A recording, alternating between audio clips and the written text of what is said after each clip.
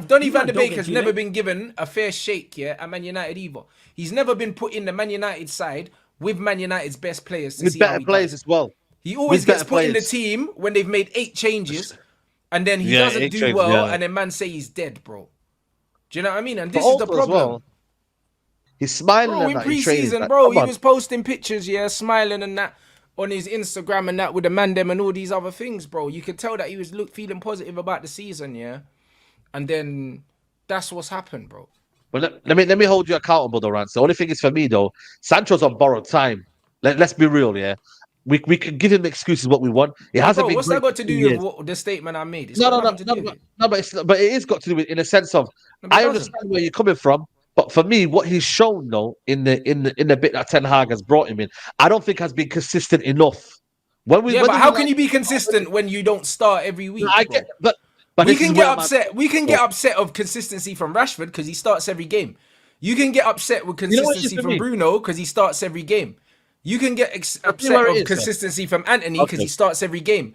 You can't talk about consistency from a player that don't start every game. Yeah, he don't start he don't start every game, and that is a fair assessment, and he's not got a fair shot. But in the games he's played last season, he don't show enough. I've said this about Jadon Sancho because he actually played I don't think he's shown any less than Antony shown. No. They've both Rants.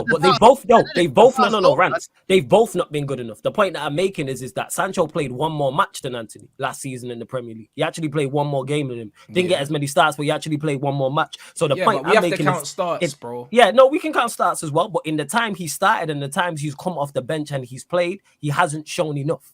That's why I won't defend him, is his performances on the pitch. Has he had a fair crack at the whip this season? No. I've wanted to see him in the false nine. For whatever reason, the manager's not picking him false nine. We've seen Rashford, we've seen Martial, we've seen Højlund all start ahead of him. He's currently 4th choice. Whether we think that's right or wrong is a whole different conversation. There's been a disconnect between the two. We should have moved Sancho one in the summer, and now because we didn't, this is why we're in this predicament we're in. Sancho's not going to be... I've said this before. Sancho's a super talented player. I think he will be successful.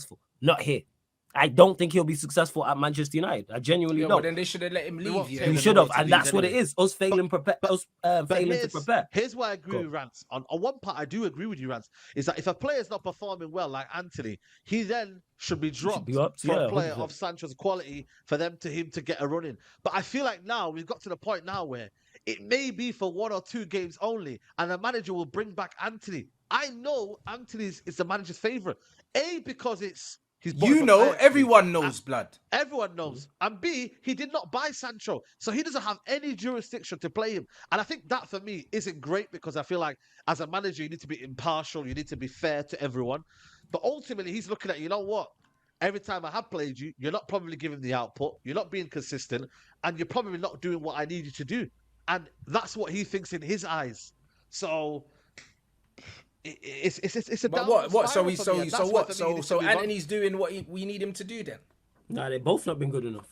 They both. But one outperformed the other last season, bro, and played and had a lot. Yeah, played less. Yeah. I'm with that. Anthony needs to be dropped 110%. Not bro. Defending you know his performances whatsoever. This is what I don't like. I don't like the inconsistent energy. In general, there's inconsistent injury though, right? No. For different players, because like the manager has, bro. No, but I just mean in general from the football fans, because you know what's funny, Okay, go on. What's funny? There's certain man, that man want to make a million excuses for, like the Rashfords and that. Rashford, because like he scored against Arsenal, he was easily one of our worst attackers and probably one of our worst players in that game. But he scored. You know, like that. And the problem is, were bad. Exactly, but the problem is with him, he'll score a goal, and that will allow all the other crap that he does. Do you know what I mean? Same with Bruno. Yeah, well, there you go. But then you have on the flip side, you'll have someone like Sancho that will play, he won't do nothing wrong. He'll play well enough, doesn't score, doesn't assist. Man says, he ain't done nothing, get him off. But he plays better consistently than Rashford. But Rashford scores. So because Rashford scores, it's like, nah, get me out of it. But this is the problem I have. This is the problem I have. Because you see, for instance, you see the chance where Rashford gets the ball on the left, and Højlund breaks his neck to get forward. If that's Sancho feeds it to him and he scores. Pays it off. Yeah, he does. Yeah, it's one of them. And that is the biggest issue, is that none of our attackers are up to it. That's the biggest problem because not Sancho. Rashford, I've spoken on overall. His overall game hasn't been good enough. One thing that the reason why I praise him and give him plaudits is because at least you have moments. You know what I'm saying? If you're gonna be bad, at least have moments. At least be a moments player. And in that game, we weren't scoring outside of him. We've scored 4 goals in our last 2 games. The 3 against Nottingham Forest, the 1 against Arsenal. Do I believe he played very well in those 2 games? No, but he's involved in all of those 4 goals. I would look for other players to have 3 against Forest? Not scored, but he was involved in all 3 of the goals. He roasted Rashford. He roasted my man for Aurier for the first one. He set up for Eriksen. Yeah. The pass into Bruno, the cross, there was a good reverse cross. Bruno nodded it to Casemiro, and then the penalty. He won the penalty. And then obviously the goal against Eriksen as well. I mean, the goal from the assist from Eriksen. He's been involved in our last 4 goals. Like, take him out of it. We don't. I'll be real. It's not hard to be involved in things, when you're playing 90 minutes every week, bro. Do you understand what I'm saying? The same with Bruno. If Bruno got subbed off, after 60 minutes every game, he wouldn't be involved in anything. No, I hear that, but the reason why I say that Bruno, because Bruno don't have as many moments, and to that point as well, Antony plays the vast majority and does not get involved. I would love Antony to have Rashford moments. He don't do anything outside of Rashford. None of our attackers do anything. Against Arsenal, we could have still been playing now when we weren't scoring. The only person that was going to impact that game was Rashford. And I'm not here defending him saying he's this and he's that and he's world class. No, you're right. But the reason why Rashford is going to impact a game, and same as Garnacho as well, is because the way we play... The style of play though, man. The way we play favours players, that are just quick. Of course. That's it. It doesn't favour technical players because we don't want to keep the ball. Yeah, and when we do keep the ball, we keep the ball amongst the goalkeeper and the centre-backs. Do you know what I mean? So at the end of the day, there's going to be certain players that are going to thrive in this system. But let's not pretend, that, bro, like, look at the amount of minutes Rashford plays, bro. The amount of minutes Antony plays, the amount of minutes Bruno plays. And this is the problem. This is actually the problem, bro. Like, most players, if you give them 90 minutes for 32 games of the season, bro, they're gonna get GA blood. And that's most players. That's how poor those two are in returns, the latter two of Bruno and Antony, because they played the vast majority of last season, didn't get GNA. People don't talk about it for Bruno. Yeah, but no one's talking about Bruno. How many games did Sancho play in the first season? The first season of United, even though we were poor anyway. I have no idea. How many games did he play? You know what it is with me, first season, Ollie or something. It was Ollie. And obviously again, and Ollie didn't know what he was doing. No one thrived. No, well, we didn't know what we were doing when we signed him. Hear me out on this one, and I've looked at it today and I thought, when you look at Sancho, this is not an excuse for Sancho, but I look at him, he's never really played with a number 9. I'm not even adding Martial because he's barely been fit. He's had Ronaldo, for me, too old and probably on the decline. He's had Weghorst, again, not good enough. And then now he's having Højlund. When you look at Sancho at Dortmund, he thrived under Haaland, a guy who runs in behind, physical, pace, a lot of movement, a lot of kind of, hold-up play as well. This, for me, could be the best springboard to resurrect his career. If you don't work out with him, and again, he's given equal minutes with a proper number 9, this is where I look at Sancho and think, you know what? He could probably have the best chemistry with Højlund. In terms of a number 9 that's willing to go behind. Minutes, He's not getting equal starts. Well, if that's not the situation, then we don't know. Well, there you go then, isn't it? Well, it's not going to work out. This is the point. We're just wasting our time. That's where the scapegoating comes, bro. If you're not starting him week in, week out, then you can't judge him, bro. You can't judge him because he's not an impact player. He's not a player like Garnacho, that's direct. And, do you know what I mean? Has got like a quick first 5 yards to get away from people. He's not an impact player, bro. Can I ask you a question though, Rance? Be honest, Has his career at Man United been underwhelming though?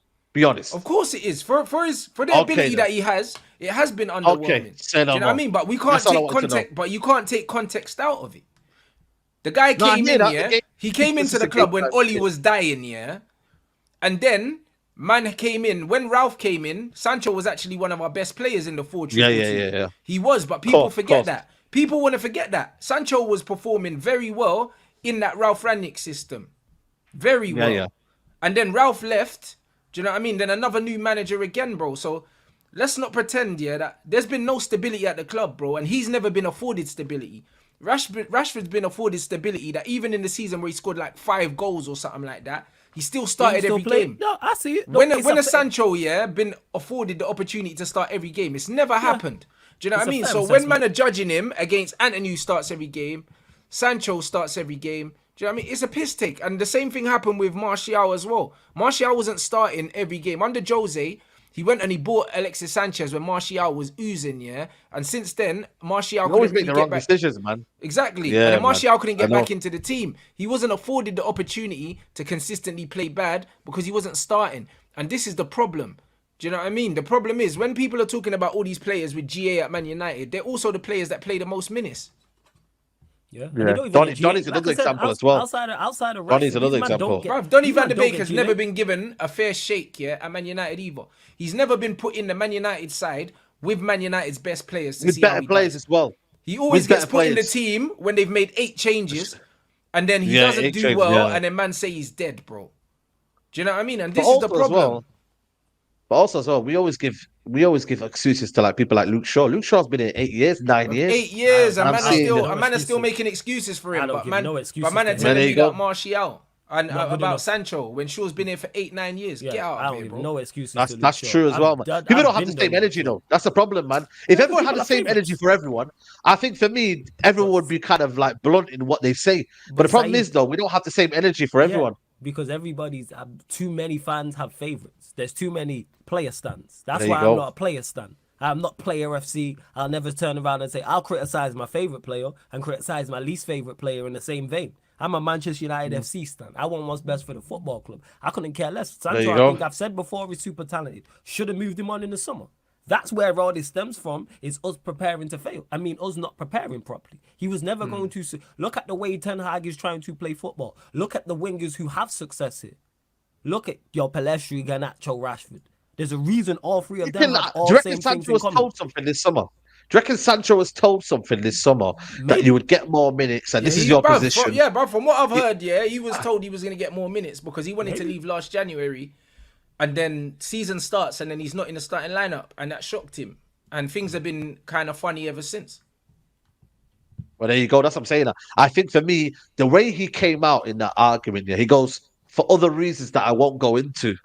Yeah. So I don't know. Maybe he was told that, you know what, man, you're playing here or you're going to be doing this. And then all of a sudden, because it gets a bit sticky and certain favourites come involved and, you know what I mean? And your philosophy or whatever changes, you don't go back on your promises. That's where he's probably looking at it thinking, you know what, Bondness, I'm going to come out and make a statement because no one's having my back. You know what I mean, bro? No one's having my back, so I'm going to say what I've got to say. And sometimes, you know what? Fair play if you've got that energy. Because at the end of the day, it's your career, innit? It ain't my career, guys, yeah? So at the end of the day, when a player feels a type of way, that's on them, innit? So I can never control someone how they feel, innit? If that's how he feels, that's why I said if Ten Hag's saying what he's got to say, then the player's got to say what he's got to say, and then we find out what's in the middle. Bro, you know what's telling for me, Saeed? What's telling for me is Sancho's someone that don't really post on socials. When he was going through a hard time, he deactivated his social media. So he's not someone to just be out on social media running his mouth. You know them ones. So the fact that he's felt that he's needed to come out and say something, I believe he's definitely been violated. Because if he hadn't been, he would have just kept quiet like he always does, bro. He's not someone that's active on social, bruv. Like, he's happy to not have it. Do you see what I'm saying? So the fact that man's come out, someone's wronged him, bro. Like, there's no way. I don't care what people think. Yeah, someone checked him. Someone checked him somewhere. Someone said some false promises down the line, whether it's or whether it's in his contract or something or whatever. Someone said something, and ultimately he's not feeling the type of way. Especially now when you look at it, we lost a lot of players in the summer. We lost a lot of, we don't have even really a striker. Like, he's willing to sacrifice himself. In his eyes, say, okay, I'll play this false 9 role then. I'm willing to play that role. And he did it. This is what I'm saying. This is why for me, when people say about training, I don't believe it. Sometimes I'm like, training? Man's on a good feeling right now. If you're feeling down and you're not playing and you know what I mean, you're not even in the first team, etc., like, you won't train well. But this guy is actually been playing well in the preseason and he's on a positive feeling. I don't see Sancho now negative feeling or whatever. Like, he feels a bit positive. You see this like kind of, his body language and that. You can feel like, he's smiling. Bro, in preseason, like, bro, he was posting pictures, smiling and that. on his Instagram and that with the man them and all these other things, bro. You could tell that he was feeling positive about the season, yeah. And then that's what's happened, bro. That the whole thing's been a circus, bro. Like, do you know what I mean? The same way I spoke out, yeah. The same way I spoke out when Jose went and brought in Alexis, yeah, and shagged Martial, yeah, and then Martial's shirt number got taken by Zlatan, yeah, and then you've brought in Jadon Sancho, yeah, to Man United. He's had 3 different managers in 3 years, if I've counted correctly. Was it 3 managers? Yeah. 4? I don't know. So he's had Ten Hag, Ralph and Ten Hag. So he's had 3 managers in 3 years, yeah. He ain't been given a fair crack of the whip by any of them. Carrick as well. Oh yeah, Carrick 4. There you go. And then you brought in CR7, yeah. So then he didn't get his shirt. Do you know what I'm saying? And then you brought in Mason Mount and gave Mason Mount the shirt that he was supposed to get when he came to the club. These men have been violating him, bro. The same way that Martial got violated. He came to the club because they probably sold him a dream and told him, yeah, that like he's part of like some future project and they're gonna build the club around it. They done nothing of the sort. You know them, and it's the same thing they done with Pogba. They brought man in for the big name thing, and then bro, they ain't never built around him. Never, bro. They never built around him. They ain't even put him in a system, yeah, or giving him the opportunity to succeed, bro. Put him in a double pivot with McTominay, bro. They never, bro.